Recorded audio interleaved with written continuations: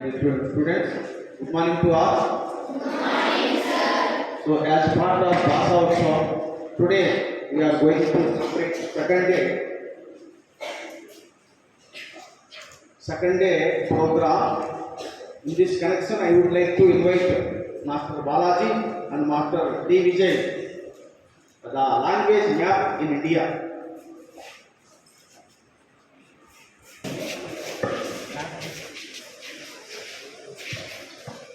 Good morning to one and all. My name is DVD of class 7. And We are going to present the major states and their major languages of India. Andhra Pradesh, Telugu, Arunachal Pradesh, Assamese, Assam, Assamese, Bihar, Hindi, Chhattisgarh, Hindi, Chhattisgarhi, Goa, Konkani, Marathi, Gujarati, Gujarati, Haryana, Hindi, Haryana, Himachal Pradesh, Hindi, Pahari languages, Jharkhand, Hindi, Santali, Maithili, Karnataka, Kannada, Kerala, Malayalam, Madhya Pradesh, Hindi, Maharashtra, Marathi, Manipur, Manipuri, Meghalaya, English, Kashigara, Mizoram, Mizo, Nagaland, English, Odisha, Odia, Punjab, Punjabi, Rajasthan, Hindi, Rajasthani, Sikkim, English, Nepali, Tamil Nadu, Tamil, Telangana, Telugu, Urdu, Tripura, Bengali, Kokpara, Uttar Pradesh, Hindi, Uttarakhand, Hindi,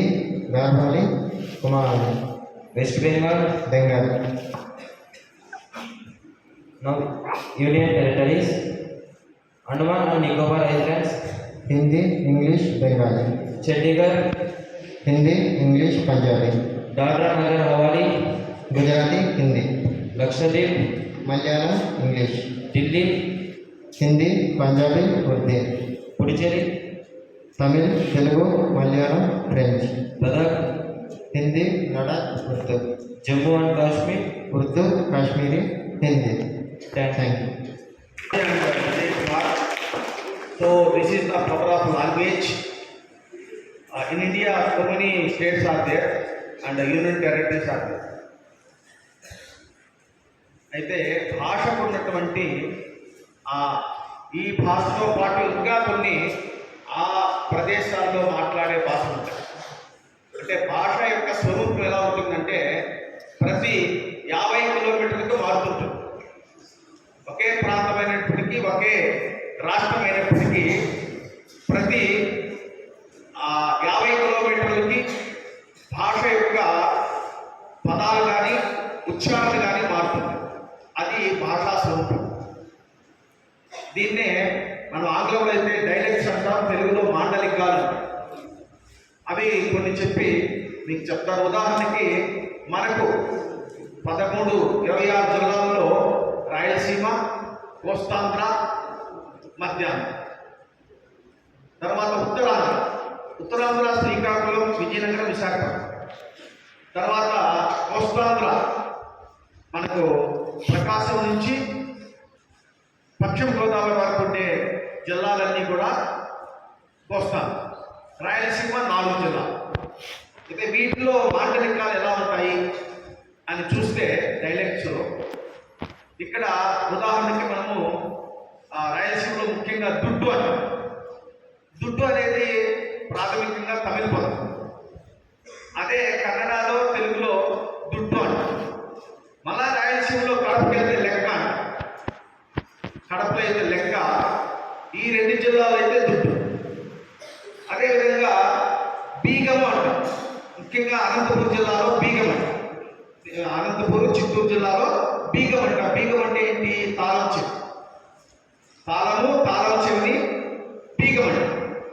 అదే మీకు అక్కడ వెళ్ళామనుకోండి తాళం చెవి వాళ్ళంట.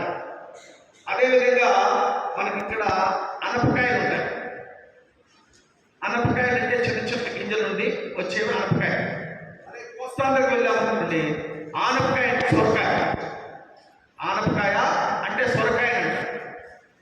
తర్వాత కోస్తాంధ్రలో నేను పుచ్చవలసారి cake వేసాను అంట.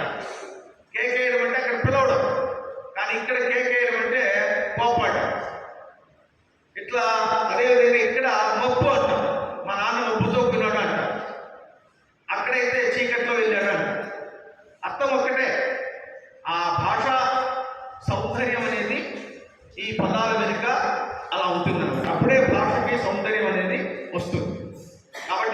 మాండలికాలు అంటారు. ఈ మాండలికాలు ప్రతి 50 కిలోమీటర్లకు మారుతుంటాయి. ఒక అనంతపురంలోనే ఇంత పెద్ద జిల్లా కాబట్టి ఒక ప్రాంతం నుండి ఇంకొక ప్రాంతము పదాల యొక్క అర్థం మారుతూ ఉంటుంది. వాటినే మాండలికాలు అంటారు. ఉదాహరణకి ఆంగ్లంలో చెప్పుకున్నప్పుడు కొన్ని పదాలు outstanding, is the outstanding student అంట. అదే తిప్పినా అనుకో స్టాండింగ్ అవుట్ అన్నామనుకో అర్థం మారిపోతుంది. Outstanding, standing out. Is the outstanding students, is waiting for principal standing out అని ఇలా అర్థం మారుతుంది. కాబట్టి లాంగ్వేజ్ చాలా చాలా సూక్ష్మంగా చెప్పినప్పుడే తెలుస్తుంది. అయితే ఎవరైతే ఆ లాంగ్వేజ్ మీద, భాష మీద పట్టు సాధిస్తారో వాళ్ళకి జనాకర్షణ అనేది ఉంటుంది. ఉదాహరణకి మనకు తెలంగాణ చూస్తే కేసీఆర్ ముఖ్యమంత్రి కావడానికి భాష ప్రధానం. ఆ ప్రాంతంలో ఉన్నటువంటి వాళ్ళ మాటలు మాట్లాడి ప్రజల్ని ఆకర్షించారు. అదేవిధంగా మన ప్రధానమంత్రి నరేంద్ర మోడీ గారు, ఆయన ఏ రాష్ట్రానికి వెళ్తే ఆ రాష్ట్రం యొక్క భాషతో మొదలుపెట్టారు. ఏ రాష్ట్రానికి వెళ్తే, ఉదాహరణకి విజయవాడ వచ్చారనుకోండి, తెలుగులో నమస్కారం అంటారు. ఇంకా కొన్ని తెలుగు మాటలు చెప్తారు. తమిళనాడుకి వెళ్ళి అనుకోండి, తమిళ మాట్లాడతారు. ఇది అక్కడ ఉన్నటువంటి ప్రజల్ని ఏంటంటే సొంతం చేసుకోవడం, అంటే ఓన్ చేసుకోవడం అంటారు. అది భాష యొక్క గొప్పతనం. అలా లేనప్పుడు మనం ఎన్ని మాటలు మాట్లాడినా ఆ మనవాళ్ళు కాదు అనే ఒక భావన కలుగుతుంది.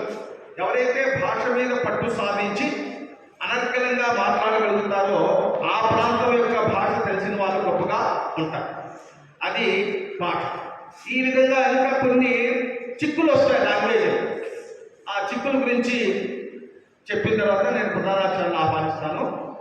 నేను ఇక్కడికి వచ్చినటువంటి కొత్తలో 4-5 సంవత్సరాలు అయింది. అప్పుడు ఒక రోజు ఇదే assembly I received a message from Janvi Barmer. అక్కడ తెలుగు ఉపాధ్యాయురాలు మేడం సుజాత గారు పనిచేసింది. ఆవిడ ఏడుస్తూ మెసేజ్ పెట్టింది. సరే అసెంబ్లీ కనుకుంటే ఆమె ఫోన్ తెలియదు. మళ్ళా మెసేజ్ ద్వారా తెలుసుకుంటే ఏంటంటే అక్కడ ఉన్నటువంటి ఇక్కడి నుండి వెళ్ళినటువంటి మైగ్రేషన్ పిల్లలు వాళ్ళు ఈ పదాలు ఉపయోగించారు. రండి అనే పదం ఉపయోగించారు. అక్కడ వాళ్ళకి తెలియక they confusion. What is the meaning of, what is the originate of రండి. రండి అంటే తెలుగులో తిట్ అవుతుంది. రండి అనే పదము తెలుగులో, హిందీలో అయితే తిట్ అవుతుంది. తెలుగులో ఎవరంటే మంచి శబ్దం. రమ్ము, రారండి, రండి. ఎంత చక్కగా ఉంటుంది చూడండి. కానీ వాళ్ళకేంటంటే ఆ భాషలో, హిందీలో అది తిట్ అవుతుంది. అది వాళ్ళు మన పిల్లలు మాట్లాడేసరికి వాళ్ళు ఇది తిట్ అనుకొని ఈమెను కొంచెం మీ భాష ఏంటి అని కొంచెం అపహాసం చేశారు. మేడం గారు మెసేజ్ పెట్టి ఫోన్ చేశారు. మళ్ళీ నేను దాన్ని సర్దించాను. అంటే you explain them what is the originate, what is the meaning of రండి when we are using that word.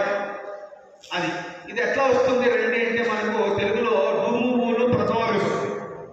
డుమువులు ప్రథమ విభక్తి. ఈ తెలుగు ఉండడానికి కారణం ఏంటంటే డుమువులే. అలా వచ్చినటువంటి డు అనేది ఇట్లా మనకు తెలుగులోకి వచ్చి రా, రండి, రమ్ము, రారండి అని అంటాం. వాళ్ళకి ఏంటంటే అది అదేవిధంగా మనకు అక్కడ హిందీలో, పంజాబీలో ఉన్నటువంటి పదాలు ఇక్కడ తిట్లు అవుతాయి. ముండా అంటారు, అక్కడ ముండా. అక్కడ పంజాబీలో, హిందీలో ముండా ఉపయోగిస్తారు. కానీ మనం ముండా అంటే ఏంటంటే అర్థం మారింది. అట్లా హిందీలో చూస్తే తెలుగులోకి వచ్చేసరికి కొన్ని మనం పలకని పదాలు కూడా పలుకుతాం. అయితే మనం విద్యుత్ కాబట్టి దాన్ని గ్రహించి భాష ఆవేశం ఉండకూడదు. ఎప్పుడు భాష తెలుసుకోవాలి, కానీ భాష ఆవేశం అనేది, ఒక భాష ఆవేశం అనేది ఉండకూడదు. అట్లా ఆవేశపడి దాని యొక్క ఒరిజినేట్ అంటే మూలం కనుక్కోకుండా వేరే భాషల్ని అనడం అనేది చాలా ఐడియా. మళ్ళా ఆ పీజీటీ ఇంగ్లీష్ సార్తో, పీజీటీ హిందీతో నేను మైగ్రేషన్కి వెళ్ళినప్పుడు వాళ్ళకి వివరించాను ఒక 20 నిమిషాలు. అప్పుడు దే ఫీల్ వెరీ హ్యాపీ. అంటే వాళ్ళు తెలియక చేసినటువంటి తప్పే. కాబట్టి ఇలాంటి పదాలు భాషలో ఒక భాష నుండి ఒక భాషకు వచ్చేటప్పుడు కొన్ని పదాలు అలా ఉంటాయి. ఇదే భాష యొక్క సౌందర్యం. Thank you. Now I would like to propose sir.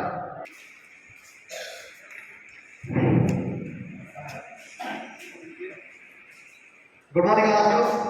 How are you? Tired? Today